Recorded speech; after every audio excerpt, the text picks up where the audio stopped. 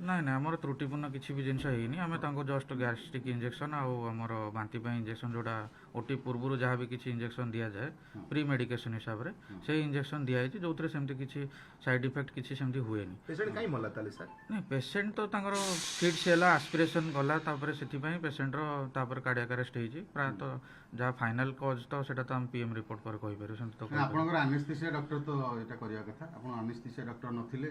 ନାଇଁ ନାଇଁ ଏଇଟା ଲୋକାଲ ଥିଲା, ଏଥିରେ ଆନାସ୍ଥେସିଆ ଡକ୍ଟର କିଛି ନଥିଲେ। ଏଇଟା ଲୋକାଲରେ ନାଇଁ ନାଇଁ ଲୋକାଲ ଲୋକାଲ ଓଟି ହେଇନି ପେସେଣ୍ଟଙ୍କର। ନାଇଁ ସେଇ ତ ଓଟି ପୂର୍ବରୁ କାର୍ଡ଼ିଆକ୍ ନା ନା ଓଟି ହେଇନାହିଁ, ଓଟି ପୂର୍ବରୁ ହେଇନି। ପେସେଣ୍ଟ ତ ରାତିରେ ହେଲେ ଯାଇକି, ପେସେଣ୍ଟ ତ ସେଟା ଗୋଟେ ବେଳେ ସେଟା ହେଲା। ସେମାନେ କହୁଛନ୍ତି ଯେତେବେଳେ ଅପରେସନ ଇଞ୍ଜେକ୍ସନ ଦେଲା ପରେ ସାଙ୍ଗେ ସାଙ୍ଗେ ନା ନା ଅବସ୍ଥା ଖରାପ ହେଲା ତାର। ପେସେଣ୍ଟ ଅବସ୍ଥା ଖରାପ ହେଇ ପେସେଣ୍ଟ ଆରେଷ୍ଟ ହେଇନାହାନ୍ତି। ଆପଣ ସେଠି ଥିଲେ ସେଇ ସମୟରେ ଥିଲେ, ଆପଣ ତାର ଟ୍ରିଟମେଣ୍ଟ ସମୟରେ ଥିଲେ?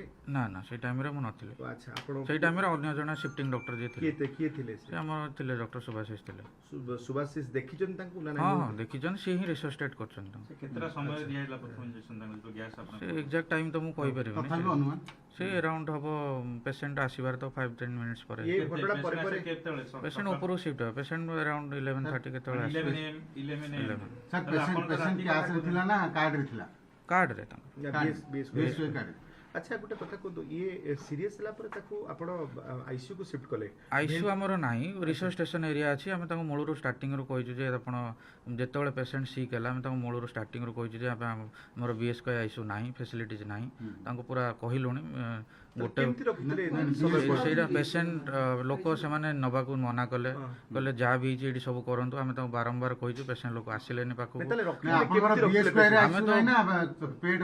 ନା ନା ଆମର ନାହିଁ ଆଇସିୟୁ ଫେସିଲିଟି। ଆଚ୍ଛା, ତାହେଲେ କେମିତି ରଖିଥିଲେ? ଭେଣ୍ଟିଲେଟର କୋଉଠି ଆସିଲା ତାହେଲେ? ଆଇସିୟୁ ନାହିଁ ଆମର, ଯୋଉଟା ଏମର୍ଜେନ୍ସି ପାଇଁ ଗୋଟେ ବେକଅପ୍ ପାଇଁ ରଖାଯାଇଛି, ସେଥିରେ ଆମର ଆଇସିୟୁ ଫେସିଲିଟିଜ୍ ତ ନାହିଁ। ଯୋଉଟା ରିସର୍ଚ୍ଚ ଷ୍ଟେସନ ପାଇଁ ତ କିଛି ଗୋଟେ ଏମର୍ଜେନ୍ସି ହେଲେ ଆମେ ତାଙ୍କୁ ରଖିବୁ। ସେଇଠି ରଖିଥିଲେ? ସେଇଠି ରଖିଥିଲୁ ତାଙ୍କୁ, ସେଇଠି ରଖିକି ତାଙ୍କୁ ରେଫର କରିବା ପାଇଁ କହିଲୁ ଯେତେବେଳେ ଇମିଡିଏଟ୍ ଯେତେବେଳେ ହେଲା।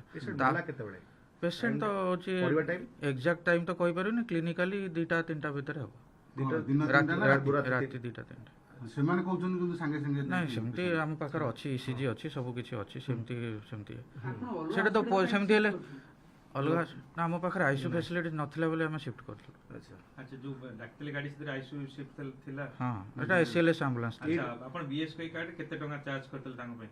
ନା ବିଏସ୍କେ କାର୍ଡରେ ସେମିତି ଚାର୍ଜ କାର୍ଡ ଆପଣଙ୍କ ଆଗୁଆ କାର୍ଡ କୁ ସ୍ୱାପ କଲେ ତ ଆପଣ ତାପରେ? ନା ତାଙ୍କର ହେଇନାହିଁ, ତାଙ୍କର କାର୍ଡ ବି ବ୍ଲକ୍ ହେଇନି। କିଏ ତାଙ୍କର ସର୍ଜରୀ କରିବାର ଥିଲା? ଡାକ୍ତର କିଏ?